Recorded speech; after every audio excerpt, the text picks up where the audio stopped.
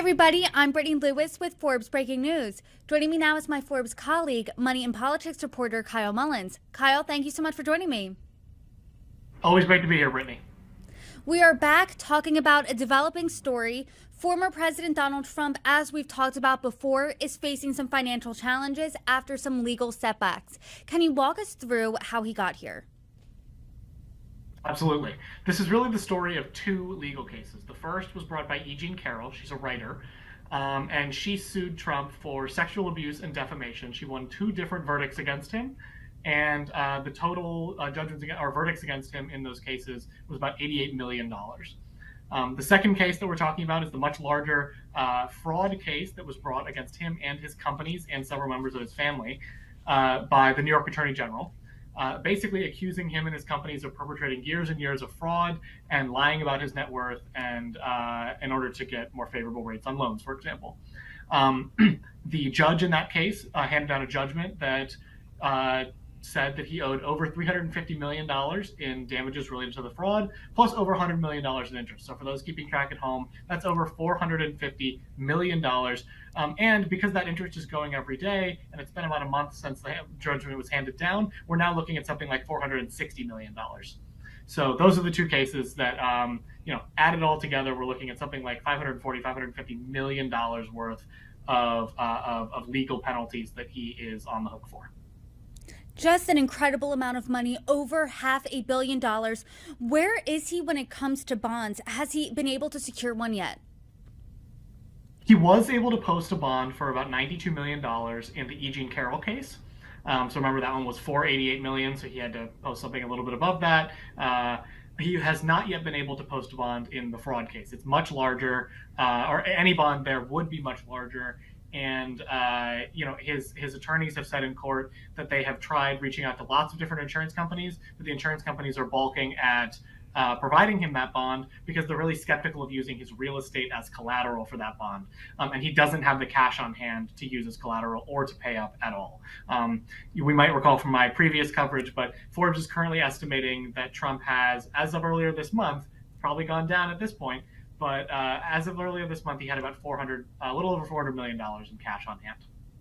We're going to talk about the coulda, shoulda, wouldas here today. And you write for Forbes that Trump could have easily avoided his $540 million cash crunch. And you break down the two different ways how. So we're going to first talk about one way, and that could have been if he invested his inheritance. What can you tell us about that? Yeah, so folks have been obsessed with the question of, has Trump actually been a good money manager of his own fortune or not over the many decades? And there's been a lot of analyses of this. The short answer really is, let's talk about his inheritance first, right? Trump has downplayed how much he got from his father, how much help he got from his father, financial help in building his business empire. We know from a combination of his tax returns, the various investigations that have gone into him, and a New York Times expose from 2018, that he got a lot of help from his father. Over $413 million was about the estimate that the New York Times published at that point. So had he taken that inheritance and invested it, the New York Times reported that at the time of their publication of their article, which again was October 2018, he would have been worth just under $2 billion. That's assuming he liquidated everything and then put it into some sort of index fund that tracks the S&P 500. If he had kept his money in that S&P 500 index fund, he would be worth substantially more today. We estimate that he'd be worth something about $3.7 billion, which is actually more than our most recent estimate of his net worth, which was $2.6 billion at the end of September. The former president has previously stated that he only received a, quote, small loan of $1 million from his dad. You're saying that's not true then?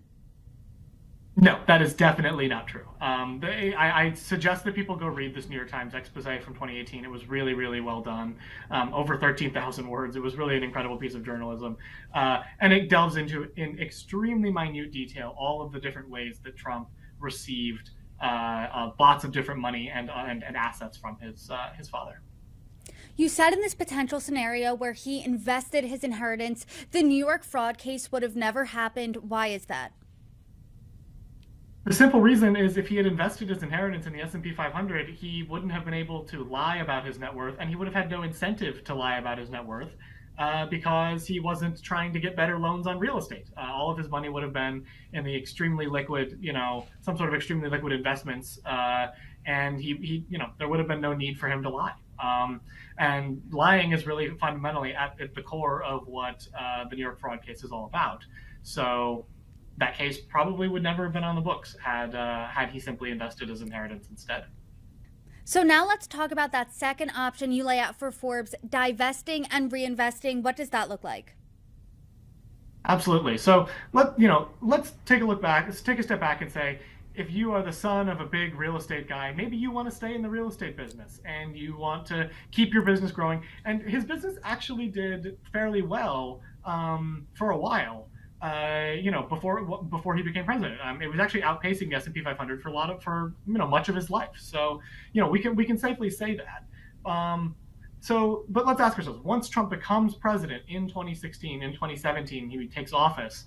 What if he had actually divested his assets, like ethics officials were urging him to? I'll remind you, the Office of Government Ethics was saying that nothing short of divestment would actually solve the various conflicts of interest that were, being presented by Trump presiding over this vast business and real estate empire while also being the president of the United States. He refused. He put all of his companies into a trust. His companies were run by his sons, but he was still somewhat actively involved in the running of those companies while he was president. His companies brought in billions of dollars in revenue, and it brought a lot of scrutiny on him when he was president, because every single person who was staying at his hotel, who was buying a condo from him, who was engaging in any of these kinds of business with him, was potentially being looked at as suspect. Are they trying to funnel money to, again, the president of the United States? So all of that combined, if he'd actually divested his assets at the beginning of when he became president, he would have had to pay capital gains taxes. Once you account for the capital gains taxes, even taking out the maximum amount he could have paid, today he would be worth over $5.3 billion if he'd invested all of that money in an index fund tracking the S&P 500. That is over twice his real world net worth today. So it sounds like, aside from ethical concerns, it was a financial misstep to not divest and reinvest. Yeah. So again, had he sold off his empire at the time, Forbes estimated that he was worth about $3.5 billion the day he walked into the presidency. And assuming that you take out about a third of that for capital gains taxes, which is the absolute maximum he could have potentially paid. And frankly, we know that Donald Trump has always been very good at minimizing his tax burden. So he could have feasibly paid less than that. But even taking the maximum amount he possibly could have, a $1.1 billion hit, he invested that back in the S&P 500 and he let it grow. The S&P 500 has done extremely well over the past couple of years, in part under Trump's presidency and in part under Biden's presidency. And so it would be worth about $5.3 billion today. Like we said at the top of this conversation, this is a conversation about coulda, shoulda, wouldas. These are all hypotheticals. Is there any indication of how Trump is going to come up with these hundreds of millions of dollars of cash? We don't know. That's frankly what I'm hearing from experts, and I certainly don't know myself. He claimed on Truth Social yesterday, his social media network, that he has over $500 million in liquid assets. If that's true, that would contradict what his lawyers have been saying in court, which is that he doesn't have the money to pay off his various legal penalties. He's been known to exaggerate his, liquid assets and his net worth before. That's the whole reason why he was, found liable for fraud. So we'll take that with a grain of salt, I think. But regardless, we don't know where he's going to come up with the cash. He does not have the cash, as far as we can tell, to meet these legal penalties. And it sounds like there's a deadline looming. Do you know what that looks like?